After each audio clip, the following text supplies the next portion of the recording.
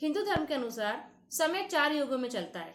सतयुग, त्रेता युग, द्वापर युग और कलयुग। अगर हम सतयुग की बात करें तो सतयुग का समय 17,28,000 वर्ष का था। यह मनुष्य की आयु 1 लाख वर्ष हुआ करती थी। यहाँ धर्म का स्तर 100% था। इस युग में कहा जाता था, पूरा विश्व मेरा परिवार है।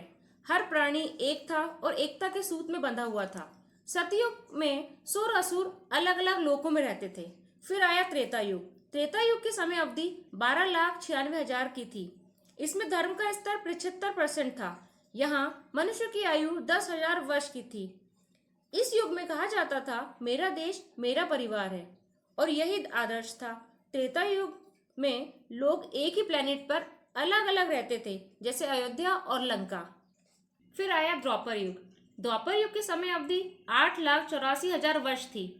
इसमें समय का स्तर 50% ही रह गया था। यह मनुष्य की आयु 1,000 वर्ष की हो गई थी। इसमें लोग एक ही परिवार में रहने लगे, जैसे कौरव और पांडव। इस युग में कहा जाता था, मेरा परिवार ही मेरा परिवार है। यही भावना महाभारत का कारण भी बनी।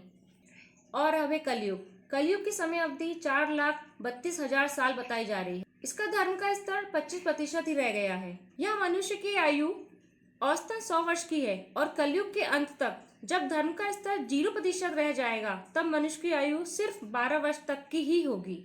इस युग में मनुष्य के मन में मैं ही मेरा परिवार है आ गया है। कलयुग में अच्छे बुरे का भेद मिट गया है। वे अब एक ही शरीर में रहने लगे। कलयुग में कली और राक्षस दोनों एक ही शरीर में रहने लगे हैं। अब जो तरीका है वह है भगवान के नाम का जप करना।